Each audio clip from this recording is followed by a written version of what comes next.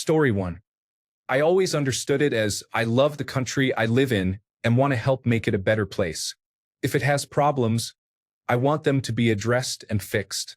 I distinguish it from nationalism, which I define as my country is the best and the others are inferior. Story 2. People do not view it as choosing the country.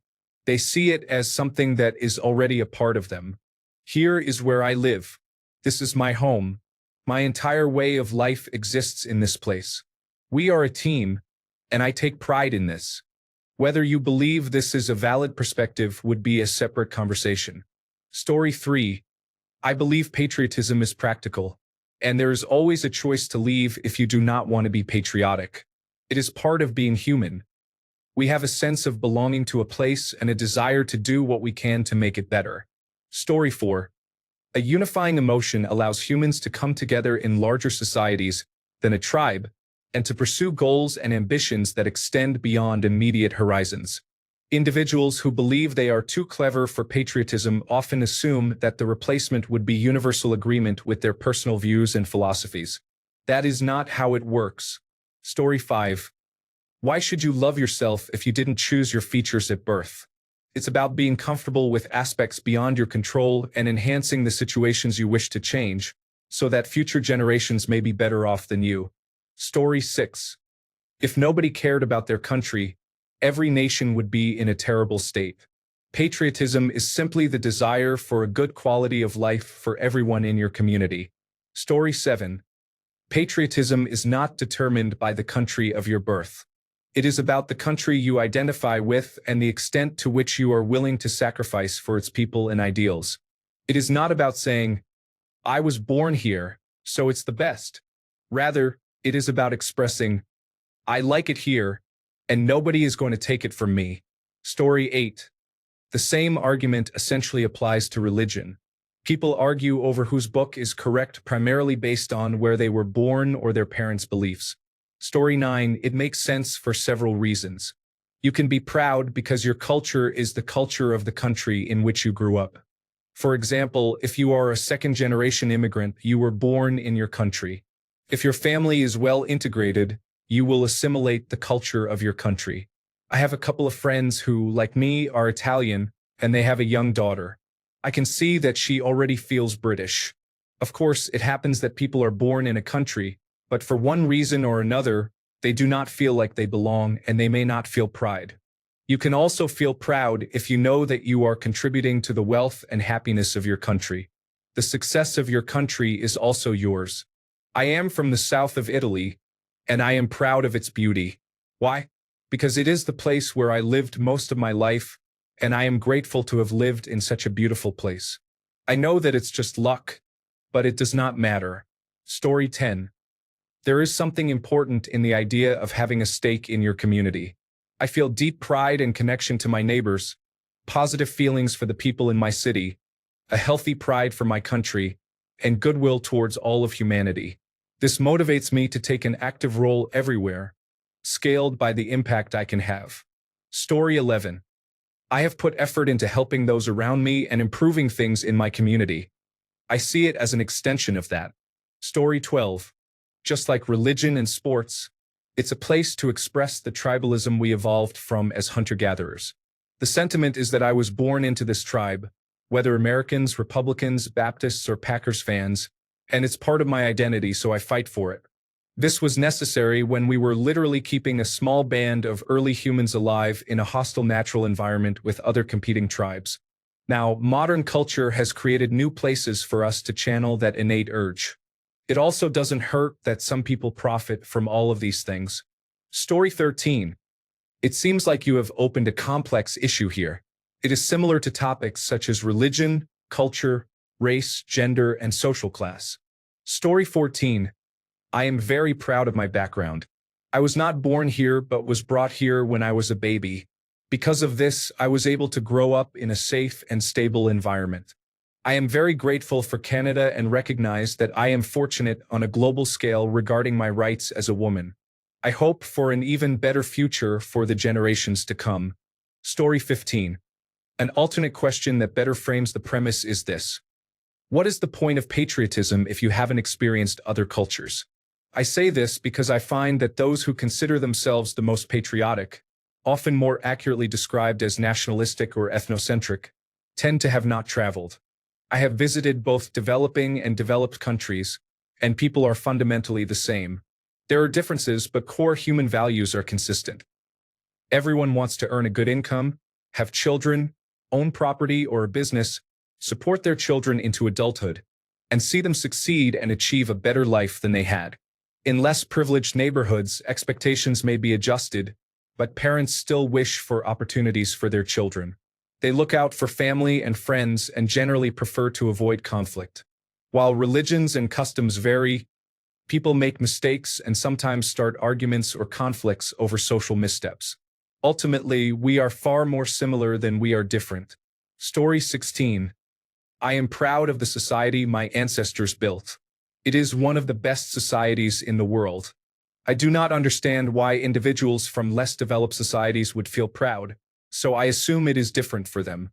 However, as someone from one of the most civilized and advanced societies that has made immeasurable contributions to human development, I take pride in this heritage. Story 17. I believe you can take pride in your country because it is natural to feel that way. You appreciate the people you grew up with and know. What is inherently wrong with thinking you grew up in the best place on earth? Story 18. It is nothing more than biology. We are a tribal species. The only thing that makes us different from other animals is our ability to identify with multiple tribes and move from one to another as we see fit. These include sports teams, countries, states, workplaces, races, religions, and political affiliations. Story 19. It is supposed to provide a sense of peace within your own country, but if it is in turmoil all the time, what is the point? Story 20. I love my current country because they accepted me as a resident due to my skills. This is a privilege to me. I feel acknowledged for my abilities. Story 21. I don't understand why people object to it and even attack others for being patriotic. I can confidently say my nation is full of patriotic people because we love our shared history, heritage, and how we came together to build a great country. We contribute by simply living our lives here. We built this nation as a group, and we are proud of our achievements together. It's just a feeling of pride and happiness. Story 22. Because the neighboring country wants to do the same to us as the Nazis did to the Jews 80 years ago. Yes, I am from Ukraine. Story 23. The point is for you to contribute to your community, making life better for your loved ones and those around you. You didn't choose the country, but you chose what you make of it. Story 24. Finding comfort and meaning in connections with other people is an inherently human activity. We connect with our family, our peers, our school, our town, and even our country. The goal is to connect with what defines us. While not everyone values these connections equally, they are significant to many people around the world. Story 25. What is the point of loving your mother if you did not choose who gave birth to you? To be honest, I say this as a cosmopolitan. It is also about nostalgia and attachment. I can understand loving your country and fighting for it, but not feeling proud or considering oneself better than the citizens of other countries. Story 26. I am proud of the country I grew up in, the one that provided me with a proper education. It taught me about the world by allowing multicultural events and school trips to other countries, showcasing everything from Viking standing stones to old concentration camps. Promotes free speech and provides free healthcare. Story 27. There isn't a specific point. Humans are born with an innate sense of wanting to belong to some social group. Some groups are easy to understand, like a family, while others are more arbitrary, such as being part of a sports team, a religious group, or a nation.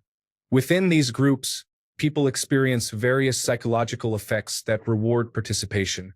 For example, individuals feel a sense of accomplishment when their team wins a game or their country undertakes a significant project, even though they may not be personally involved. It is ingrained in the human psyche that social connectedness is essential, and nations have become one of the default groups people identify with since their emergence in the 17th century. Story 28. I am only alive today because of the country I was born in. I developed a rare form of cancer as an infant that could only have been treated here, as this was the only place in the world investing in research on the disease at the time, enabling my treatment and eventual survival. This was made possible by a foundation of centuries of national investments in science, technology, and education. Furthermore, the cancer left me physically disabled, but my country is arguably the most accessible country in the world for individuals with disabilities, allowing me to have the same access to almost anything as anyone else. I love my country for enabling me to live my life, both then and now. Story 29. My great-grandfather was a refugee who fled from religious persecution along with his family, taking only the clothes on their backs and being forced to leave everything behind. The country provided him the opportunity to rebuild his life and start over. My grandfather and father worked hard with what little we had, which was practically nothing, and helped lift us out of poverty, allowing me to enjoy what I have today. If we had not fled the country, we would have either been killed or lived a second-class existence. I am grateful to my country for sheltering us and providing us with this opportunity. Story 30. What would the meaning of patriotism be if you could choose a country to be born in based on your preference? Story 31. You should love and support the place where you live to improve conditions for your friends and loved ones. Story 32. We are all born with a sense of belonging to a family, a sports team, or a neighborhood. The sense of belonging to your country generates patriotism. It doesn't matter where you're born or the circumstances of your country. This sense of belonging, combined with history and memories, influences how much you love your country, often more than what it offers in return. Story 33. The nation-state, as we know it, has existed for several hundred years since the American and French revolutions. Patriotism and nationalism are relatively new ideological identities that emerged to unite people with the national governments established in the 19th and 20th centuries, following the decline and eventual collapse of the old aristocracy, the Ancien Regime.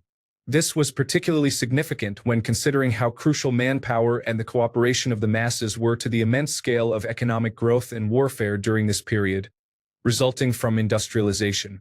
Before the emergence of modern nation-states, people lived and died under the rule of various hereditary monarchs and did not feel a sentimental attachment to a national identity because the nation did not exist.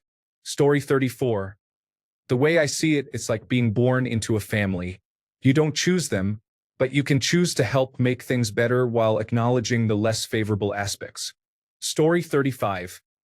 Everyone should aspire to make the world a better place, and starting with your immediate surroundings makes sense.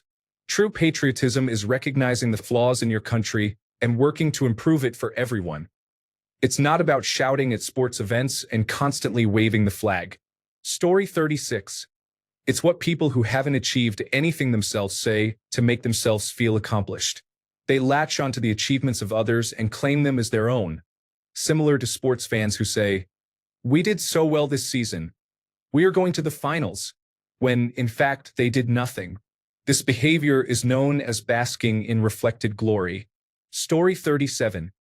You didn't choose your family? What's the point of loving it? You care about your family because it cares about you. The same logic applies to countries, in my opinion. Story 38. Helping enrich those who own your country or defend the system that generates their wealth. If you are made to be proud of the system, which you were born into and have no control over, you are essentially just helping maintain it for those who create it and benefit most from it. Story 39. You feel proud of your family even though you didn't choose them. You are part of a collective and you want to see it succeed due to a shared goal. Story 40.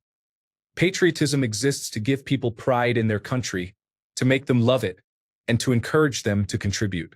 However, as an active Ukrainian soldier during wartime, I believe that patriotism is merely one of the tools used to control people, encouraging them to work without expecting anything in return, to obey without questioning uncomfortable truths, and to submit rather than strive for freedom. Story 41. Government is a social contract, and society functions best when everyone works toward the same goal. Will you save the environment by recycling? No. Will you change the election by voting? No. You contribute to the right direction alongside everyone else because that is what makes the difference. Story 42. What is gained is a shared sense of community.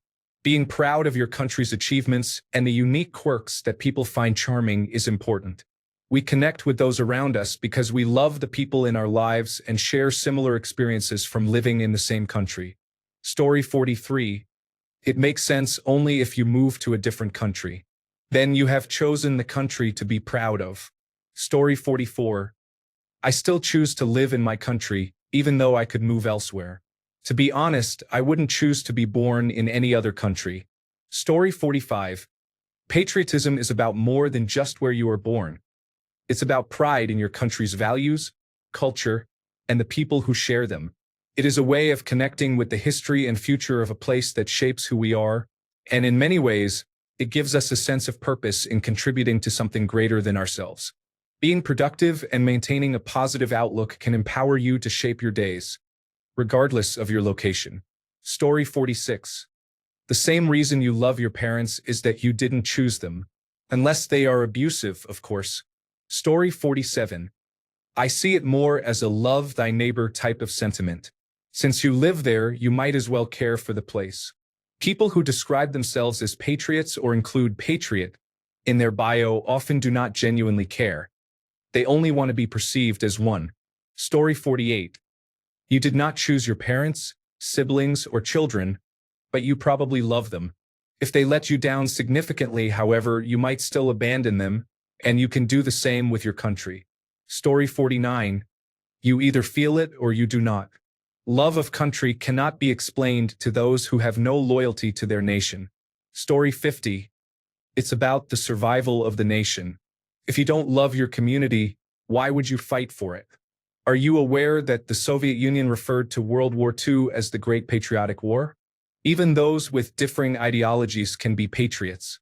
Story 51. I am from Germany, and the only times most people feel patriotic are during the World Cup.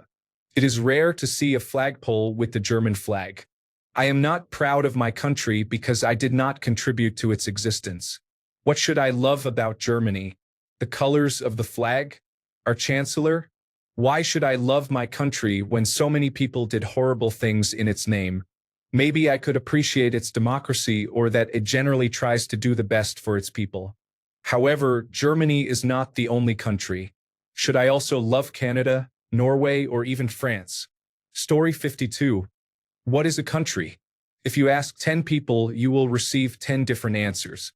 This proves that countries are merely concepts that exist in the minds of individuals. Countries are not real. Story 53. Patriotism is a way to create an artificial group mindset to separate oneself from the rest of the world while feeling a sense of connection to others who have no more and no less in common with you than anyone else. It is a necessary distinction when leaders want to make us feel superior and morally justified in harming others for any reason. Story 54. Patriotism is and always will be a misguided concept to me. It is just a government. They are meant to serve you. A country is not like a sports team. Story 55. Patriotism is a tool used by the ruling class, like nationalism, to divide the working class and convince them to engage in imperialist wars that only benefit the ruling class. Story 56. You choose to remain, not emigrate. Even if you say you don't value the country, your staying there shows you do. Story 57. I think it's practical because you have to live in it. You have a significant stake in how it goes. Even if you move to a different place, you still have to live there, and you will likely care about how the previous one is doing. Story 58. Patriotism is a remnant of tribalism. It provides a group identity from an early age and is largely unimportant. Nationalism is a harmful extension of patriotism, where other groups have failed to provide acceptance, forcing the last bastion of belonging to be defended. In the age of globalization and widespread property ownership, national boundaries are trivial. There is no significant difference between southern Canada and northern Minnesota. If northern Minnesota were to join Canada and the Canadians respected current land rights, the only change would be in currency and tax obligations. Therefore, there is no real purpose in it, but if you enjoy waving the flag and it does not harm anyone else, that is your choice. Story 59. It's an emotional response, namely pride, not a logical one. You might as well ask why someone is proud of their parents. It's not like they chose who their parents are, after all. Story 60. I definitely understand and wrestle with this. Birth is nothing more than sheer happenstance. I happen to emerge from my mother's womb on a certain piece of land, and now I'm expected to be proud of that piece of land? On the other hand, people often find themselves in situations they weren't necessarily planning to be in, but they manage as needed. Story 61. There is no point. It is complete luck of the draw, just like being the sperm that survived. Being attached to this perspective is one of the lowest vibrational and least evolved viewpoints a person can have, and it shows true signs of ignorance. Story 62. Well, other people may hate us for being born in that country, even though we did not choose it. How can I be patriotic towards countries whose people may turn against us for not being born there? If I became patriotic to the United States, what would happen if their administration suddenly deported me? Story 63.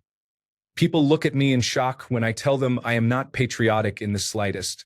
My country of birth means nothing to me. I am a citizen of Earth. Story 64. Tribalism. You are included if you were born into it. It's an easy way to identify yourself and be part of a group. Story 65. You may sacrifice for it while those who truly govern the country escape when it fails. This way, you can serve your superiors. Story 66. I don't love my country because it no longer feels like ours. The leaders in government do not listen to us. They divide us. I would never die for this country. I believe patriotism has become a misguided belief. Story 67. Yes, exactly. It's just an evolutionary hangover to support the in-group at the cost of the out-group. Story 68. Patriotism is a form of tribalism, something that is deeply ingrained in us. However, if you understand its nature, you can choose to ignore it. Thanks a bunch for sticking around till the end of the video. Remember to subscribe, and until next time, stay awesome and goodbye.